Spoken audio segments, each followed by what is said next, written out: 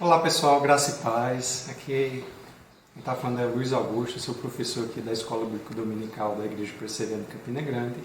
E nós vamos dar continuidade hoje a mais uma aula na nossa Escola Bíblica Dominical. Aí nesse período de pandemia em que a gente está precisando gravar nossas aulas diretamente de casa, disponibilizar aí para vocês através das redes sociais, através de plataformas aí de streaming, no caso o YouTube e outras, né?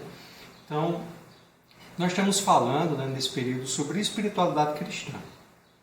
E, mais especificamente, com enfoque em espiritualidade cristã em tempos de crise.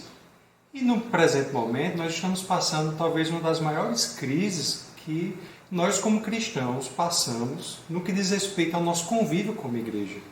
Porque nós não imaginávamos que, apesar de muitos anos de vida cristã, eu tenho um pouco mais de 10 anos de vida cristã e muitos aqui na nossa igreja têm 10, 20, 30, 40 anos de vida cristã e nunca imaginamos que passaríamos um período em que nós seríamos privados do convívio da igreja local.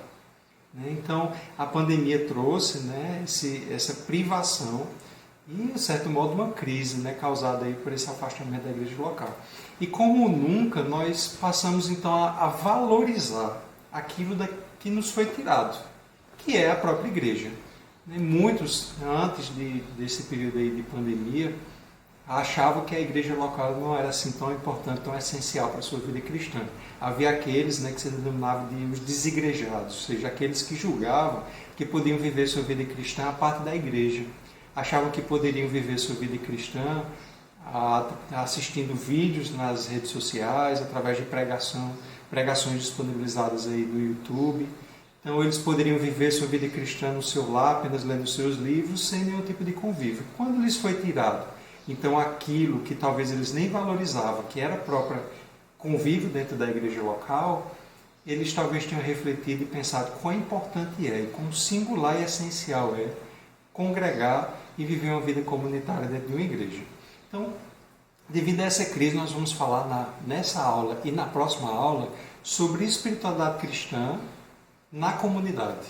Como viver uma espiritualidade cristã em comunidade, numa igreja local. Então, na nossa aula de hoje, nós vamos falar sobre a importância da igreja, porque que a igreja ela é essencial no plano de Deus, no eterno propósito de Deus. E na próxima aula nós vamos falar sobre a espiritualidade na comunidade. Como a comunidade, eu vivendo em comunidade, vivendo uma vida doméstica dentro da igreja local, eu exerço a minha espiritualidade cristã. E também vamos, na próxima aula, conversar sobre se é possível nós termos uma espiritualidade cristã plena sem a igreja local, sem o convívio com a igreja local. Então, isso aqui a gente vai conversar na próxima aula e na aula de hoje nós vamos falar então sobre a importância que a igreja local tem para a nossa vida, uma vez que nos foi tirado o seu convívio durante esse período aqui de 2020. Então, eu queria começar essa exposição refletindo com vocês sobre a importância dessa igreja. E se eu perguntar a vocês e perguntar a muitos cristãos qual é a importância da igreja na vida delas, elas vão responder, dependendo do cristão, vão dar diferentes respostas. Alguns vão dizer que a igreja é importante porque é aquele local onde eles se reúnem a cada domingo para congregar, para cultuar o Senhor, para escutar a pregação. Na visão dessas pessoas, a igreja local, ou seja, a igreja, ela é representada pelo seu local de culto. Então, para essas pessoas, a igreja é a igreja ali presbiteriana de Campina Grande, ou é a primeira igreja batista aqui da cidade, ou ainda a igreja Assembleia de Deus, ali na central, a igreja congregacional. Essas pessoas sempre imaginam a igreja como representada pelo seu prédio, por aquele local onde se reúnem. E isso é uma visão equivocada sobre o que significa a igreja, hoje a palavra de Deus. A igreja é muito mais do que um local onde a gente se reúne para adorar o Senhor. Se você perguntar então a outros cristãos que conhecem um pouco mais de teologia, que têm um pouco mais de maturidade na vida cristã, que já leram as Escrituras, elas vão ter uma resposta um pouco mais elaborada do que essa. Muitos vão dizer que a igreja, a importância da igreja, reside no fato de que a igreja são as pessoas que são salvas, lavadas e remidas pelo sangue do Senhor Jesus Cristo. Então, para elas dizem, olha, a igreja é importante porque as pessoas que foram resgatadas por Cristo são importantes.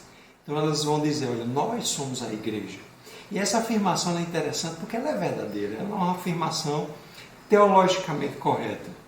Mas ela ainda é uma afirmação que ela é incompleta, ou seja, ela não manifesta toda a verdade no que diz respeito à importância da igreja. Por quê? Quando nós achamos que a importância da igreja ela reside apenas no fato de que as pessoas que compõem a igreja são importantes, muitas vezes nós caímos num erro, que quando nós passamos a não julgar essas pessoas importantes, nós passamos então a desprezar aquela igreja, aquele grupo de cristãos, porque nós dizemos, olha, aqueles cristãos ali, eles não são importantes para mim. Como eu julgo que a importância da igreja reside no fato de que os cristãos são importantes e eu passo a desconsiderar aqueles irmãos, então eu passo a achar que aquela igreja ali representada, ela também não é importante, é uma igreja que não tem relevância. Isso é um erro que muitos dos nossos dias cometem, né? Em dias em que, por muito pouco, nós julgamos, nós cancelamos pessoas, nós passamos a manifestar desprezo por igrejas, denominações, por pastores, por congregações inteiras. E isso reside em grande parte porque a nossa visão de igreja, ainda que seja correta quando nós afirmamos que a igreja são as pessoas, ela ainda está limitada na nossa compreensão maior de toda a dimensão que a igreja ela significa. Uma terceira visão, e é uma visão mais ampla sobre a importância da igreja, é que a igreja é uma instituição divina. E ela é uma instituição divina, constituída de pessoas, mas é uma instituição que ela é indissociável do seu cabeça, que é Cristo. E ela foi instituída com uma missão aqui na Terra, dada pelo próprio Deus, de levar adiante o seu plano de redenção. Então vou repetir. Né? Essa terceira visão é uma visão mais completa sobre a igreja, é que ela é uma instituição divina, constituída de pessoas, indissociável do seu cabeça, que é Cristo, e com uma missão que compõe um elo inquebrável com o plano de redenção de Deus. Então quando eu começo a pensar sobre a igreja, agora eu sei que a igreja elas são as pessoas, mas que a igreja também representa uma instituição que Deus deixou aqui nessa terra, ou seja, foi algo criado pelo próprio Deus e que tem um propósito de levar adiante o plano de redenção que Ele, desde a eternidade, decidiu levar adiante. Tem uma frase do James Bannerman, ele escreveu um livro sobre teologia da igreja, e ele diz algo muito interessante. Ele fala que Cristo, depois de completar a sua obra na terra, quando ele ascendeu aos céus e não foi mais visto entre os homens, e ele não esteve aqui mais entre nós cumprindo a sua obra, ele deixou uma dupla representação aqui na terra para levar adiante a sua obra. E essa dupla representação, em primeiro lugar, é representada pelo seu Espírito e, em segundo lugar, é representada pela sua igreja. Então, Cristo hoje leva adiante o cumprimento da sua obra, depois da sua ascensão aos céus, primeiro pelo seu Espírito Santo. Quando nós lemos lá em João capítulo 14, nós descobrimos que Cristo disse que Ele iria para junto do Pai, mas Ele não nos deixaria órfãos, mas Ele enviaria um Consolador, e esse Consolador Ele daria testemunho acerca dele, e esse Consolador seria aquele, o Espírito Santo da verdade, que convence o homem do pecado, da justiça e do juízo. Então, Cristo deixou seu Espírito Santo aqui na terra para levar adiante a sua obra de redenção, a qual Ele iniciou. Mas Ele também deixou uma segunda representação, segundo James Bannerman, que foi a sua igreja, porque por meio da igreja, Deus leva adiante o seu plano de redenção.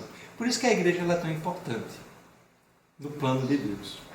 Se nós olharmos algumas afirmações do Senhor Jesus Cristo, nós vamos entender como Deus usa a igreja para levar adiante o seu plano. Uma das afirmações nós encontramos lá em Mateus capítulo 16, lá no versículo 18, quando ele estava conversando com Pedro, e ele diz assim: Tu és Pedro, e sobre esta pedra edificarei a minha igreja, e as portas do inferno não prevalecerão contra ela. É uma afirmação fenomenal, porque Cristo disse que edificaria a sua igreja. Mas ele também termina dizendo que as portas do inferno não prevaleceriam contra essa igreja. Ora, quando a gente olha esse versículo, às vezes a gente confunde, a gente acha que o Senhor Jesus Cristo está dizendo que as portas da igreja iriam prevalecer contra o avanço do inferno. Mas não é isso que ele estava dizendo. Ele, na realidade, estava dizendo que as portas do inferno é que não prevaleceriam contra o avanço da igreja, porque a igreja haveria de avançar no poder do Espírito Santo, por meio da obra que o Senhor Jesus Cristo que executa na sua igreja, sendo Ele o cabeça, e o inferno ele não conseguiria prevalecer contra o avanço da igreja, porque através da igreja Deus haveria de cumprir o seu propósito de redenção.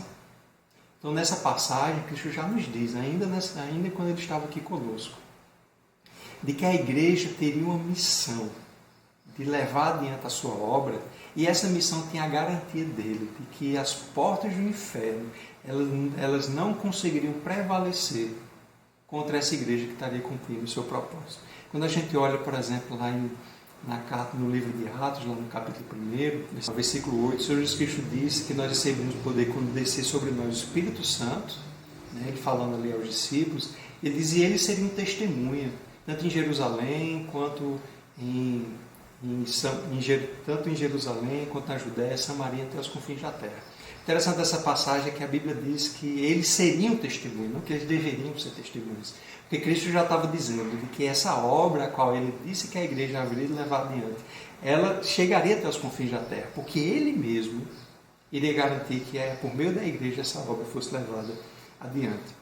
Tem uma frase também muito interessante que nós encontramos lá em João capítulo 14, versículo 12, é uma frase às vezes até incompreendida, quando o Senhor Jesus Cristo diz assim, que aqueles que creem nele fariam obras maiores do que aquele mesmo realizou.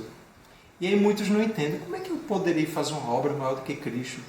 Por acaso eu poderei algum dia fazer com que um cego enxergue, fazer com que um morto ressuscite? Como é que eu poderei fazer uma obra maior do que o Cristo que entregou a sua vida por nós para resgatar pecadores, foi assunto ao céu, está sentado à direita de Deus?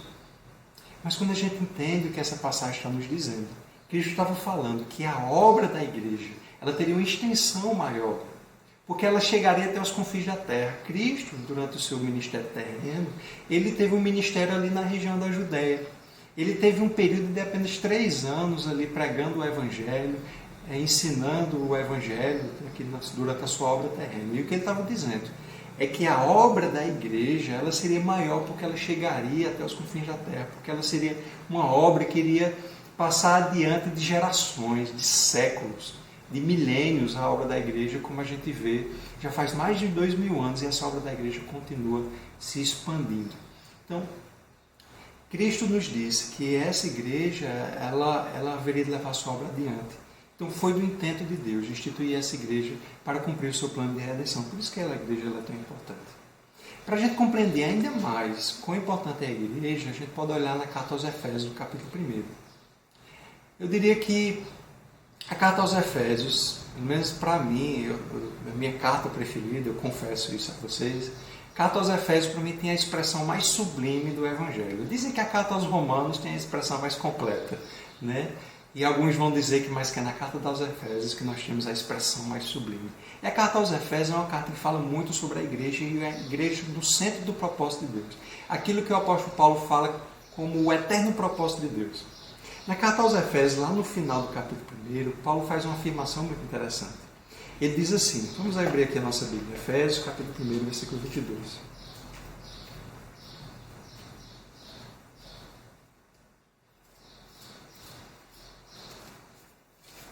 Olha que afirmação interessante. Ele falando sobre o Senhor Jesus Cristo, ele diz assim, impôs todas as coisas debaixo dos pés, e para ser o cabeça sobre todas as coisas o deu à igreja, a qual é o seu corpo, a plenitude daquele que a tudo enche em todas as coisas.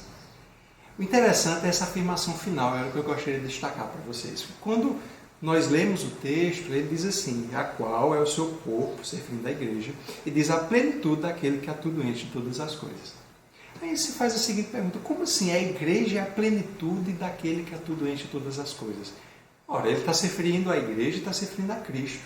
Ele está dizendo que a igreja é a plenitude de Cristo. E você olha e diz assim, não é possível. Eu imaginava que se eu fosse ler a carta aos Efésios, Paulo haveria de dizer que Cristo é a plenitude da igreja. Mas quando nós olhamos o texto, a Bíblia diz que a igreja é a plenitude de Cristo. E a gente precisa entender o que Paulo está querendo dizer aqui nessa passagem. Ora, quando Cristo morreu na cruz, ele se ligou de modo indissociável com o seu povo. Na carta aos Efésios, Paulo apresenta a verdade de que a igreja ele é o corpo de Cristo, o qual Cristo é o seu cabeça. E como um corpo que tem cabeça e membros, e são partes indissociáveis, Cristo hoje é indissociável de sua igreja. Disse que nós temos uma ligação mística com Cristo, nós estamos unidos ao nosso Salvador, de modo eterno, de modo indissociável. De tal modo que hoje, quando nós pensamos em Cristo, quando nós olhamos para a realidade de Cristo, nós não enxergamos Cristo, mas a parte de sua igreja. Do mesmo modo que nós não enxergamos a igreja mais a parte de Cristo. Hoje, Cristo e a igreja eles estão unidos. Por isso que Paulo faz a afirmação de que a igreja é a plenitude de Cristo. Porque quando nós olhamos para Cristo, e nós olhamos a sua igreja, e nós olhamos e percebemos essa ligação indissociável entre o seu cabeça e o seu corpo, a gente consegue ter uma visão agora da plenitude que isso representa. Ora, João Calvino comentando esse texto, e essa interpretação que eu mostrei para vocês é a interpretação de João Calvino desse texto, ele diz que esta é a maior honra que a igreja possui. Em que a igreja ela é honrada porque hoje ela é a plenitude de Cristo, porque não existe mais um Cristo dissociado da sua igreja. Então, quando a gente pensa em igreja, aquela igreja que muitas vezes nós não valorizamos, aquela igreja que nós achamos que tudo que nós precisamos é apenas manifestar a fé no Senhor Jesus Cristo, mas o povo de Deus não é importante para nós, ou não era importante para nós. Até a gente nos vê privado do seu convívio, como durante essa pandemia, nosso convívio, ele não foi totalmente extinto, certamente não foi, mas ele nos foi privado, ele nos foi restrito, nós não temos mais aquele calor humano, aquela convivência diária com o povo de Deus.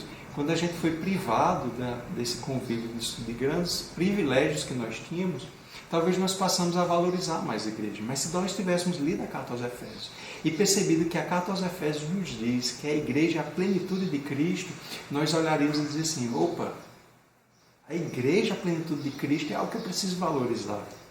Não é algo assim que eu posso considerar como algo de suma menos importância. Mas se você continuar olhando a carta aos Efésios, você vai perceber como essa carta ela ainda apresenta essa realidade da igreja ainda de modo ainda mais sublime. Se você for, por exemplo, para o capítulo 3, se você olhar lá no capítulo 3, a partir do versículo 9, ele fala de um mistério que foi revelado. E ele diz assim, e manifestar qual seja a dispensação do mistério desde os séculos oculto em Deus, que criou todas as coisas. Para quê? Lá no versículo 10. Pela igreja, a multiforme sabedoria de Deus se torne conhecida. Olha que coisa maravilhosa. A Bíblia está nos dizendo, na carta aos Efésios, no capítulo 3, que pela igreja, a multiforme sabedoria de Deus ela é manifestada. Ora, como assim a multiforme sabedoria de Deus ela é manifestada pela igreja? Porque quando nós olhamos a igreja, quando nós percebemos essas pessoas, a qual Cristo comprou com o seu sangue, é uma igreja que ela tem uma característica, ela é multiétnica, ela é multicultural, ela é uma igreja que ela é composta de jovens, ela é uma igreja que ela é composta de crianças, ela é uma igreja que é composta de infantes, ela é uma igreja que ela é composta de idosos, ela é uma igreja composta de pessoas saudáveis, de pessoas doentes, de pessoas com as mais diversas enfermidades. É uma igreja que ela é composta de pessoas de visões políticas diferentes. É uma igreja que ela é composta de pessoas que têm afinidades diferentes. E quando nós olhamos para essa igreja, a gente vê uma sabedoria de Deus ali manifestada. Porque foi do intento de Deus que ele juntasse em um só povo pessoas que não seriam amigas de modo natural, talvez até inimigas. Por exemplo, se você olhar no final da carta, no final do capítulo 2 da carta aos Efésios, quando Paulo apresenta a verdade de que em um só corpo, Deus uniu judeus e gentios. Ele fala isso lá no versículo 16. E esse corpo é a igreja. E ele diz que ele uniu judeus e gentios por meio da cruz. E com isso destruiu a inimizade que havia entre judeus e gentios. E essa palavra, quando ele diz assim, inimizade, ela é muito significativa. Porque eram povos distintos que eram inimigos entre si. Mas Deus manifestou a sua sabedoria a juntar em um só povo, a sua igreja, pessoas que eram inimigas. E agora se reconciliou em um só corpo, em uma só unidade, essas pessoas por meio da obra do Senhor Jesus Cristo na cruz. Então, quando a gente olha a igreja, ali a gente vê a multiforme sabedoria de Deus manifestada. Por isso que a igreja é importante, porque a igreja manifesta também a sabedoria de Deus. Ora, se a igreja, então, ela manifesta a sabedoria de Deus, também é verdade que nessa igreja a glória de Deus ela também é manifestada, não somente a sabedoria. Ora, se você olhar lá no versículo 20 do capítulo 3 da carta aos Efésios, ele diz assim, ora, aquele que é poderoso para fazer infinitamente mais do que tudo quanto pedimos ou pensamos, conforme o seu poder que opera em nós. A ele seja a glória na igreja e em Cristo Jesus, por todas as gerações, para todos sempre. Amém. Olha que afirmação. Ele diz, a ele seja a glória na igreja e em Cristo Jesus. Ora, ele poderia dizer, a ele seja a glória em Cristo Jesus. Muitas passagens das Escrituras fazem essa afirmação. Porque em Cristo nós temos a glória de Deus sendo manifestada pela sua pessoa, pela sua obra realizada, consumada. Agora, Paulo afirma nesse texto também, a ele seja a glória na igreja, porque a igreja manifesta a glória de Deus. Por isso que a igreja ela é importante. Ela é importante muito mais do que por ser um local de adoração. Ela é importante muito mais do que pelas pessoas que a compõem ser importantes. Ela é importante porque foi do projeto de Deus criar essa igreja aqui na terra para manifestar a sua sabedoria e a sua glória. Agora, quando a gente fala sobre igreja, a gente descobre que a igreja ela é representada de dois modos. Há o que a gente chama de igreja invisível e há o que a gente chama de igreja visível. Ora, quando a gente se refere à igreja invisível, a gente está se referindo àquela igreja que ela é composta de todos os crentes, em toda a face da terra. É aquela igreja que é composta pelos crentes das diversas denominações, por todos aqueles que professam verdadeiramente a fé no Senhor Jesus Cristo, tanto os vivos quanto os mortos, tanto os presentes quanto os do passado, quanto aqueles do porvir. A igreja invisível é aquela igreja que é composta pelas pessoas que estão aqui nessa terra, que nós chamamos da igreja militante, mas também por aqueles que já morreram e estão com Cristo, chamada a igreja triunfante. Essa é a igreja invisível. É a igreja pelo qual Cristo derramou o seu sangue. Ora, se nós olharmos lá no Efésios capítulo 6, nós vamos ver Paulo fazendo uma afirmação sobre os maridos, e ele diz assim, Efésios capítulo 5, corrigindo aqui. Ele diz assim, olha,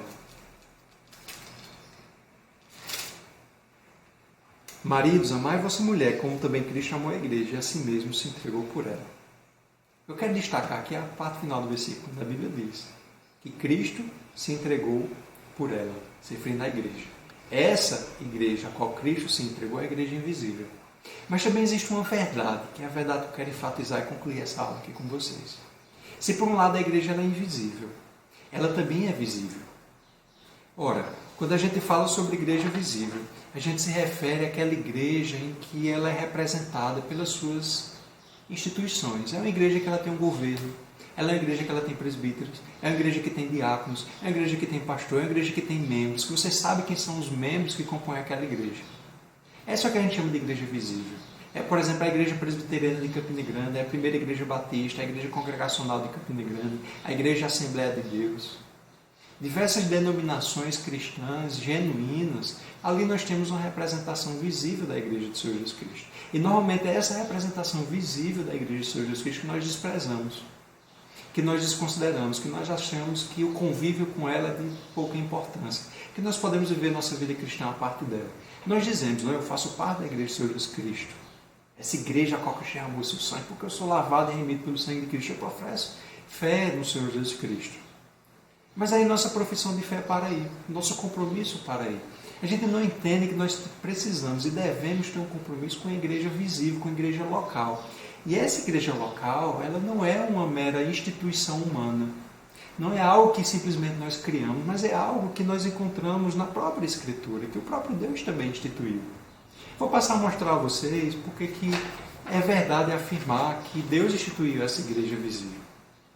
Se você for, por exemplo, lá para Atos, capítulo 14, Paulo, durante as suas viagens missionárias, ele diz que ele estava voltando nas cidades Listra, Icônio e Antioquia, fortalecendo a alma dos discípulos, exortando-os a permanecer firmes na fé, e mostrando que, através de muitas tribulações, nos importa entrar no reino de Deus. Olha a afirmação que vem logo em seguida. Ele diz assim, e promovendo-lhes em cada igreja a eleição de presbíteros. Depois de orar com jejum, os encomendaram ao Senhor em quem haviam crido. Repara, o texto diz que Paulo estava passando junto com Barnabé nas cidades de Listra, Icônio e Derbe. E ao passar por Listra, Icônio e Antioquia, e ao passar por essas cidades, ele em cada igreja ele promoveu a eleição de presbíteros. Essa afirmação é importante para a gente entender a dimensão da igreja visível, porque Paulo nos diz assim, olha, em cada igreja. Significa dizer que Paulo reconhece que existem igrejas verdadeiras, mais de uma. E essas igrejas são precisamente as igrejas a qual ele estava passando durante a sua viagem missionária. Ele fala quais são. estava se referindo à igreja de Listra, Icônio e de Antioquia.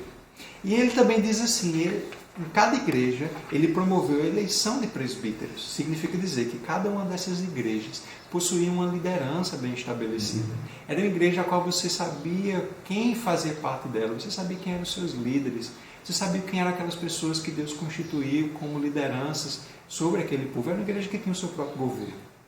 Ora, se você olhar, por exemplo, algumas saudações, final da carta aos Romanos, ou ainda no final da carta aos Colossenses, ou ainda no final da carta de 1 Coríntios, Paulo faz uma saudação nessas cartas em que ele afirma, ele manda saudação de diversas igrejas.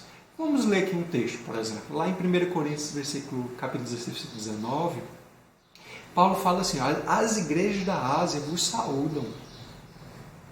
No Senhor muito vos saúdam, Áquila e Priscila, e bem assim é a igreja que está na casa deles.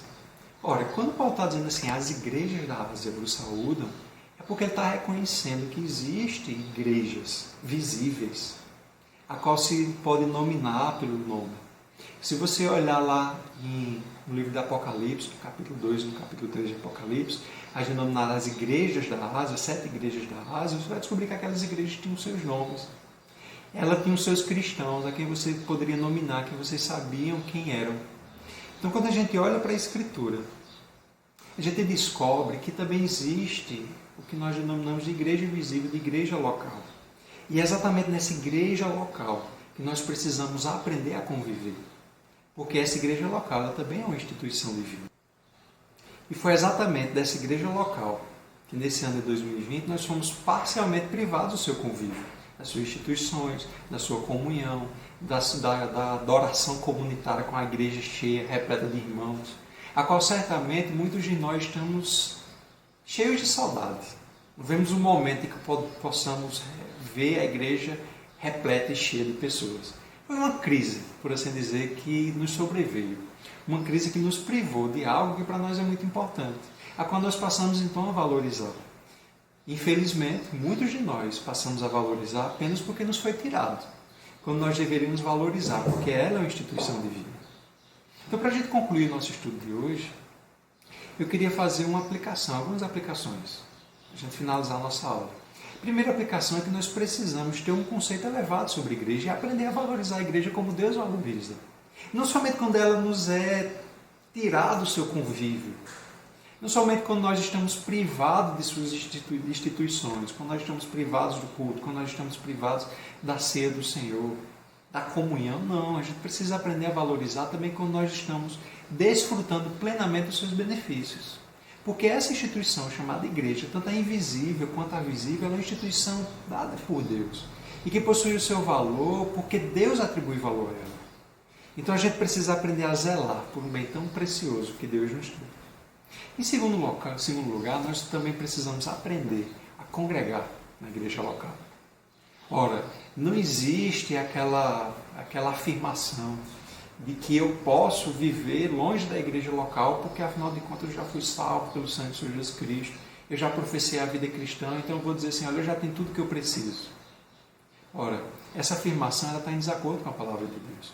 Porque esse mesmo Deus, ele também criou a igreja local. E a gente precisa aprender a congregar na igreja local, viver a sua vida doméstica.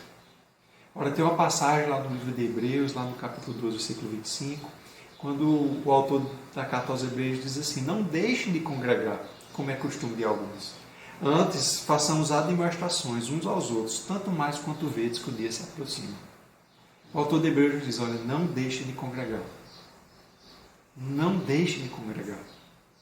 É um privilégio que Deus nos deu, a gente viver em comunhão. Então, assim que for plenamente possível, a gente resgatar novamente aquela vida comunitária com a igreja cheia. Graças a Deus nós já podemos ir ao culto, ali com aquela quantidade de irmãos, nós podemos assistir o culto online também, assistir pregações online. Mas haverá um dia em que nós vamos poder nos congregar novamente, todos reunidos, a igreja repleta, a igreja cheia.